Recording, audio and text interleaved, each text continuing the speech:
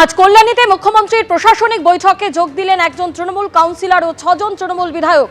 শুভেন্দু অধিকারীর প্রশাসনিক বৈঠকে যোগ তৃণমূল সাংসদ কাকলি ঘোষ দস্তিদারের। বৈঠকে যোগ তৃণমূল কংগ্রেসের আরো 6 জন বিধায়কের, জানালেন স্বরূপনগরের তৃণমূল বিধায়ক।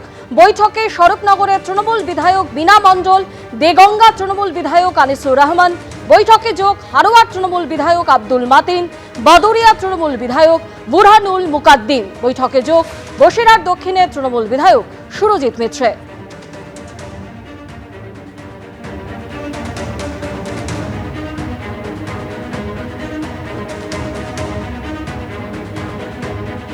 কল্যাণীতে মুখ্যমন্ত্রীর প্রশাসনিক বৈঠক, যেখানে আপনারা দেখতে পাচ্ছেন তৃণমূল কংগ্রেসের একজন সাংসদ কাকলি ঘোষ দস্তিদার, তিনি বসে রয়েছেন এই প্রশাসনিক বৈঠকে। এবং শুধুমাত্র কাকলি ঘোষ দস্তিদারই নন, 6 জন তৃণমূল বিধায়কও কিন্তু শুভেন্দু অধিকারী, মুখ্যমন্ত্রী শুভেন্দু অধিকারীর এই প্রশাসনিক বৈঠকে যোগ দেন।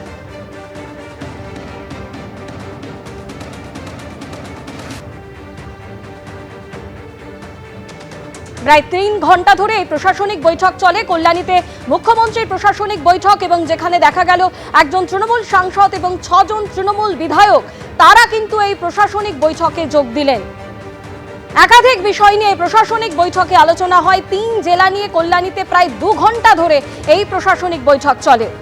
টেলিফোনে আমাদের প্রতিনিধি উজ্জ্বল মুখোপাধ্যায় আমাদের সঙ্গে রয়েছেন। উজ্জ্বল, কল্যাণীর এই প্রশাসনিক বৈঠক, যেখানে 3 জেলা নিয়ে 2 ঘন্টা ধরে বৈঠক হলো, এবং আমরা দেখলাম যে তৃণমূল কংগ্রেসের একজন সাংসদই শুধু নন, 6 জন তৃণমূল বিধায়ক তারাও কিন্তু এই প্রশাসনিক বৈঠকে যোগ দিলেন।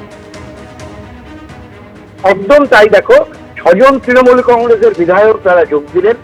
বসিরহাট থেকে যারা জিতেছেন তারা প্রায় সকলেই এই বৈঠকে উপস্থিত ছিলেন। কাকলি ঘোষ দস্তিদার বৈঠকে উপস্থিত ছিলেন, এবং সবচেয়ে বড় কথা, তারা বৈঠকে যোগ দিলেন শুধু না, মুখ্যমন্ত্রী শুভেন্দু অধিকারী যেটা স্পষ্ট করলেন যে তাদেরকে যথেষ্ট গুরুত্ব দিয়ে তাদের কথা শোনা হয়েছে। একজন বিধায়ক তিনি মিটিংয়ে বক্তব্য রেখেছেন, কাকলি ঘোষ দস্তিদার তিনি সাংসদ হিসাবে বক্তব্য রেখেছেন, এবং শুভেন্দু অধিকারীর সঙ্গে ব্যক্তিগত আলাপচারিতায় তিনি বলেছেন যে এত ভালো প্রশাসনিক বৈঠক তিনি আগে কখনো করেননি। শুভেন্দু অধিকারীর এমনটাই দাবি। ফলে দেখো, একটা বার্তা কিন্তু দেওয়ার তারা চেষ্টা করলেন, সেটা হচ্ছে যে প্রশাসনিক বৈঠক মানে সমস্ত জনপ্রতিনিধিদের বৈঠক। এখানে কিন্তু ওরা আমরার কোনো বিভাজন থাকবে না। যারা জনগণের ভোটে জিতে এসেছেন, প্রশাসনিক বৈঠক, প্রশাসনিক কাজকর্মে সকলকেই সমান গুরুত্ব দেওয়া হবে। এই বার্তাটাই কিন্তু আজকে মুখ্যমন্ত্রী তিনি এক মিটিংয়ে সবার ভেতরে এবং সবার বাইরে সাংবাদিক সম্মেলনে স্পষ্ট করলেন। তিনি একথা খুব জোরের সঙ্গে বলেছেন যে প্রশাসনিক কাজ করার ক্ষেত্রে আমরা সবাইকে যুক্ত করতে চাই, এবং বৈঠকে মুখ্যমন্ত্রী বলেছেন যে সামনে অনেকগুলো কর্মসূচি রয়েছে, তার মধ্যে যেমন লক্ষ্মীর ভান্ডার চলবে, তার সঙ্গে অন্নপূর্ণার যে স্কিম রয়েছে। একেবারে উজ্জ্বল, তুমি যে কথা বলছিলে যে মুখ্যমন্ত্রী শুভেন্দু অধিকারী তিনি শুরুর দিন থেকে যে কথা বলেছেন যে সবাইকে নিয়ে তিনি চলতে চান এবং রাজ্যের উন্নয়নকে আরো এগিয়ে নিয়ে যেতে চান, সেই জায়গা থেকে আমরা দেখলাম কল্যাণীর এই প্রশাসনিক বৈঠক, যেখানে তৃণমূল কংগ্রেসের একজন সাংসদই শুধু নন, তৃণমূল কংগ্রেসের 6 জন বিধায়ক তারাও কিন্তু অংশগ্রহণ করলেন।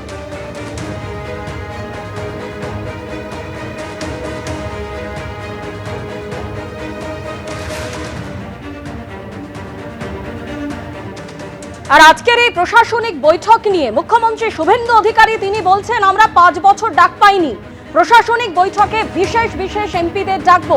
বারাসাতের এমপি এসেছেন, বসিরহাটের বিরোধী বিধায়করাও যোগ দিয়েছিলেন, তাদের মধ্যে একজনকে বলার সুযোগও দেওয়া হয়েছে। আর কি বললেন শুভেন্দু অধিকারী, শুনুন। আমরা তো ডাক পাইনি 5 বছর না। আমি প্রথম দিন থেকেই বলেছিলাম প্রশাসনিক মিটিংয়ে আমরা সব এমএলএদের ডাকবো, আর বিশেষ এমপিদের ডাকবো। আজকে বিশেষ এমপিদের মধ্যে বারাসাতের এমপিকে আমরা বিশেষভাবে ডেকেছিলাম, এসছেন উনি।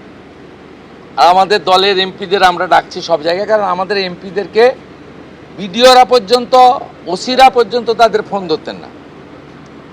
এই সিস্টেম তো ঠিক না। আমরা এখানে বলেছি আইপিএস আইএসরা জানেন যে কোনো নির্বাচিত প্রতিনিধিকে যদি অনার না দেন, কীভাবে অনার দেবেন সেটাও স্টেট ক্যাডার এবং ন্যাশনাল ক্যাডারে বলা আছে। এগুলো আমরা এখানে করেছি, বলেছি এবং আজকে এখানে বসিরহাটের অনেক অপোজিশনের এমএলএরাও যুক্ত হয়েছিলেন, তাদের মধ্যে একজনকে বলার সুযোগও আমরা দিয়েছি। আমরা চাই যে কেন্দ্র রাজ্য ডবল ইঞ্জিনের সুফল মানুষ পাক এবং কেবলমাত্র নির্বাচনের সময়ই রাজনৈতিক কচকচানি হোক, সারা বছর আমরা কনস্ট্রাকটিভ আইডিয়া নিয়ে কাজ করি। কল্যাণীতে আজকের এই প্রশাসনিক বৈঠকে যোগ দেওয়া প্রসঙ্গে তৃণমূল সাংসদ কাকুলি ঘোষ দস্তিদার কি বলছেন শুনুন। প্রশাসনটা সবার, প্রশাসনিক বৈঠকে চিরকালই আমরা আসি, সুতরাং এটা করবেন না। প্রশাসন সবার, প্রশাসনটা সবার, প্রশাসনটা কোনো দলীয় কর্মসূচি নয়। মুখ্যমন্ত্রী শুভেন্দু অধিকারী যেখানে বলছেন যে রাজ্যের উন্নয়নের জন্য কেন্দ্র রাজ্য সকলকে নিয়ে একসাথে চলতে হবে এবং সেই জায়গা থেকে তিনি বলছেন যে প্রশাসনিক বৈঠকে বিশেষ বিশেষ এমপিদের ডাকা হবে এবং তারাই বিশেষ বিশেষ এমপি তার বলছেন তিনি, যারা অনেকদিন পর সত্যি কথা বলছেন, যারা বলছেন আপনারা আমাদের স্বাধীনতা এনে দিয়েছেন। কি বললেন মুখ্যমন্ত্রী শুনুন। বিশেষ বিশেষ সাংসদ বিরোধীদের তাদেরকে আপনি ডাকবেন, এই বিশেষ বিশেষের টাইপ যদি বলেন যে কি মানে যারা অনেকদিন পরে সত্য কথা বলছে তারাই বিশেষ বিশেষ সাংসদ, যারা বলছেন যে আপনারা আমাদের স্বাধীনতা পাইয়ে দিয়েছেন, যারা বলছেন যে এর কোনো ভবিষ্যৎ নেই, ফলতাতে যে চতুর্থ হয়েছে সে আর এক তো দূরের কথা দুয়েই আসতে পারবে না, এই তালিকা সামনে ভবিষ্যৎ দেখতে পাচ্ছে। তালিকা আপনার কাছে প্রস্তুত, এই তালিকা তৈরি আছে এই বিশেষ বিশেষ সাংসদের না আমি বলবো না, আপনারাই তো দেখাচ্ছেন। আমি তো আপনাদের চ্যানেলেই দেখছিলাম বারাসাতের সাংসদ কি বলছেন, তারপরে সরকারকে বললাম যে উনাকে ডাকুন, উনি নিশ্চয়ই কোঅপারেশন করতে চান। উনি আজকে বক্তৃতা করলেন, কোঅপারেশন করলেন, যাওয়ার সময় হ্যান্ডশেক করলেন, বলে এই প্রথমবার একটা ভালো মিটিং হলো। আমি এর আগে অনেক মিটিংয়ে যোগদান করেছি, বলতেই দেয় না।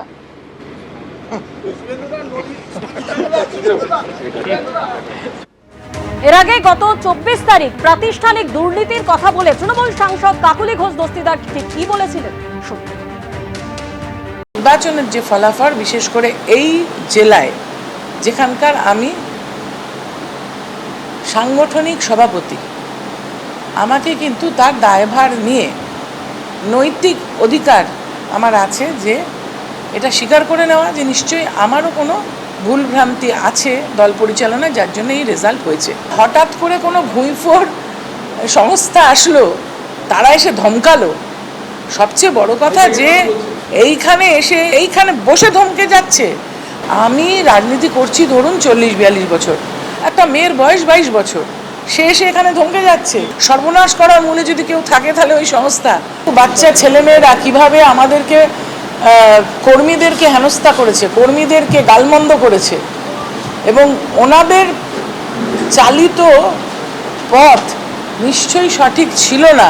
এই যে প্রাতিষ্ঠানিক দুর্নীতির বিরুদ্ধে সর্বস্তরে নিশ্চয়ই কিছু বলার প্রয়োজন আছে।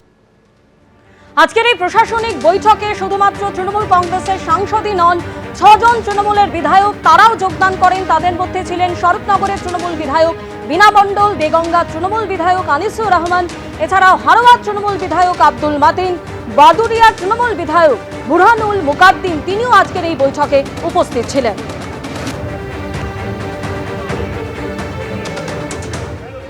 আমাদের তরফ থেকে একজন বলেছে, যেটা আমরা 6 জন এসেছি। আমাদের বাদল দা, উনি বসিরহাট দক্ষিণের বিধায়ক।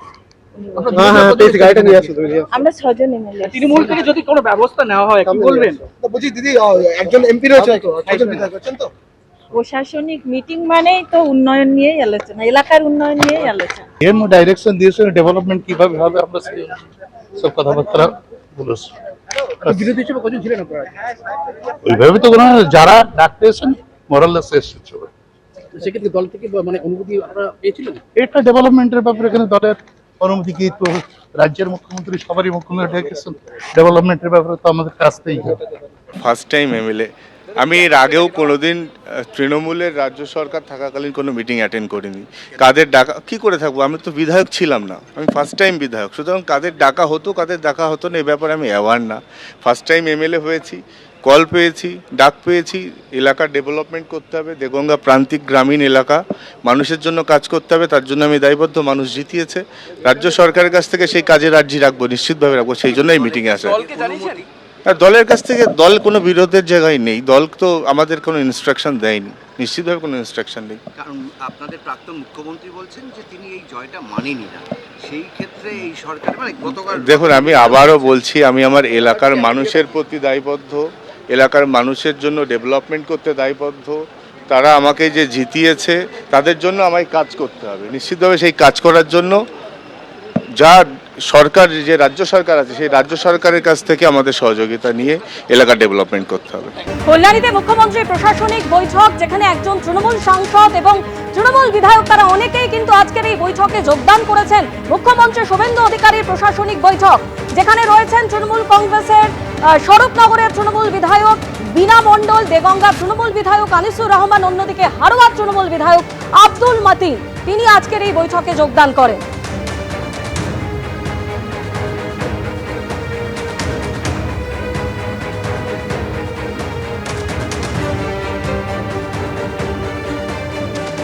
আর আজকের এই বৈঠক, যেখানে তৃণমূল সাংসদ এবং তৃণমূল বিধায়ক তারাও যোগদান করেছেন, আর এই বিষয়কে সদর্থক হিসেবেই দেখছেন উলুবেড়িয়া পূর্বের তৃণমূল বিধায়ক ঋতব্রত বন্দ্যোপাধ্যায়। সদর্থকভাবে দেখছি, খুব পজিটিভলি দেখছি। এই যোগদান অত্যন্ত জরুরি, কেননা সংসদীয় গণতন্ত্রে সরকার একটা প্রশাসনিক মিটিং ডেকেছে, আমরা সবাই মানুষের ভোটে নির্বাচিত, মানুষের কাছে দায়বদ্ধ। তো সরকারকে মাইনাস করে কোনো কাজ তো, এবং সরকারও যে এই উদ্যোগ নিয়েছেন, আমার সঙ্গে দিল্লিতে শুভেন্দু অধিকারীর যখন দেখা হয়েছিল, উনি আমাকে বলেছিলেন যে এই মিটিংগুলোতে আসার জন্য। তো স্বাভাবিকভাবে আমি যেমন আগামীকালই একটা প্রশাসনিক মিটিং নয়, কিন্তু Saratchandra medical college, government medical college আমার কেন্দ্রে, সেখানকার একটি মিটিং রয়েছে, সরকারি মিটিং, আমি সেই মিটিংয়ে যোগ দিতে যাব। অন্যতম শক্তিশালী কণ্ঠস্বর, শক্তিশালী কলম, কবির সুমনের একটা বিখ্যাত গান আছে, বিরোধীকে বলতে দাও, বিরোধীকে বলতে দাও, বিরোধীকে বলতে দাও তোমার ভুলের ফর্দ দিক। গণতন্ত্রের জন্য এটা খুব জরুরি যে বিরোধীর কথা বলতে পারা। দুর্ভাগ্যজনকভাবে একটা ধারাবাহিকতা ছিল যেখানে বিরোধীরা ডাক পেতেন না, এটা স্বাস্থ্যকর নয়। কলকাতা বিমানবন্দরের ভিতরে লিফটে বিপত্তি, মেরামতির সময় ছিঁড়ে পড়ল লিফট, গুরুতর আহত হয়েছেন 3 জন। কলকাতা বিমানবন্দরের খবর এই মুহূর্তে এসে পৌঁছচ্ছে। কলকাতা বিমানবন্দরের ভিতরে লিফটে বিপত্তি, মেরামতির সময় ছিঁড়ে পড়ল লিফট, যে ঘটনায় গুরুতর আহত হয়েছেন 3 জন।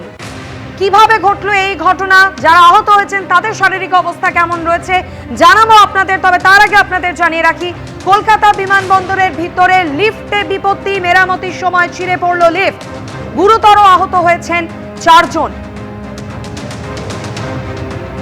মেরামতির সময় লিফটে বিপত্তি, কলকাতা বিমানবন্দরের ঘটনা। বিমানবন্দরের ভিতরেই মেরামতি চলছিল আর সেই সময় লিফটে বিপত্তি। ঠিক কি ঘটনা ঘটেছে, কিভাবে ঘটলো এই দুর্ঘটনা, আরো বিস্তারিত জানাবেন প্রতিনিধি ব্রতদেব ভট্টাচার্য আমাদের সঙ্গে রয়েছেন। ব্রতদেব, দেখো, আজকে কলকাতা বিমানবন্দরের ভিতরে যেখানে বাস লাউঞ্জ রয়েছে, সেই জায়গায় উপর থেকে নিচে যাওয়ার জন্য যে লিফট ব্যবহার করা হয়, সেই লিফটে এই বিপত্তি ঘটেছে। যেটা জানা যাচ্ছে, আজকে ঠিক দুপুর 1:30 নাগাদ 34 নম্বর যে লিফট, সেই লিফটে মেরামতির কাজ চলছিল। লিফটটি ওপরে ছিল এবং যারা কর্মীরা তারা লিফট যে ডাক্ট, সেই ডাক্টের একেবারে নিচে ছিলেন এবং সেই মেরামতির কাজ চলার সময় আচমকায় লিফটটি ছিঁড়ে একেবারে উপর থেকে নিচে পড়ে যায় এবং সেই সময় যে কর্মীরা ওখানে কাজ করছিলেন তারা নিচেই ছিলেন এবং তাদের উপর লিফটটি এসে পড়ে। লিফটের নিচে চাপা পড়ে যান প্রায় 4 জন এবং তারপরেই সঙ্গে সঙ্গে খবর দেওয়া হয় বিমানবন্দরের অন্যান্য কর্মীদের। সিআইএসএফের কর্মীরা ছুটে যান ঘটনাস্থলে, দমকলের কর্মীরা ঘটনাস্থলে ছুটে আসেন। এই মুহূর্তে একটু ছবিটা দেখাবো যে সিআইএসএফের বিভিন্ন কর্মীরা তারা যাচ্ছেন, বিমানবন্দরের অন্যান্য যারা আধিকারিক তারাও এই ঘটনাস্থলে গিয়ে দেখছেন। মূলত যেটা অভিযোগ যে আজকে যখন এই মেরামতির কাজ চলছিল সেই সময় লিফটটি ছিঁড়ে পড়ে এবং যে সমস্ত কর্মীরা এই মেরামতির কাজ করছিলেন তারা নিচে ছিলেন সেই সময় এবং তাদের উপরেই লিফটের যে খাঁচাটি সেটা এসে পড়ে এবং তারা সেই লিফটের নিচে চাপা পড়ে যান। গুরুতর আহত অবস্থায় তাদেরকে সেখান থেকে উদ্ধার করা হয় এবং যারা এখানে আহত হয়েছিলেন তাদের মধ্যে 3 জনের আঘাত গুরুতর ছিল, এমনটাই জানা যাচ্ছে কলকাতা বিমানবন্দর কর্তৃপক্ষ সূত্রে। এবং সেই 3 জনকে স্থানীয় 4 নং হাসপাতালে পাঠানো হয়েছে, বাকিদের প্রাথমিক চিকিৎসা করা হয়েছে। কিন্তু কিভাবে এই লিফটটি ছিঁড়ে পড়লো সে বিষয়ে এখনও কোনো স্পষ্ট উত্তর পাওয়া যায়নি। কলকাতা বিমানবন্দর কর্তৃপক্ষ ঘটনাটি তদন্তের নির্দেশ দিয়েছেন। সিআইএসএফের যারা আধিকারিক তারাও ঘটনা তদন্ত করছেন এবং যে সংস্থা এই লিফটের মেরামতির দায়িত্বে ছিল তাদের যারা আধিকারিক তাদেরকেও ডেকে পাঠানো হয়েছে।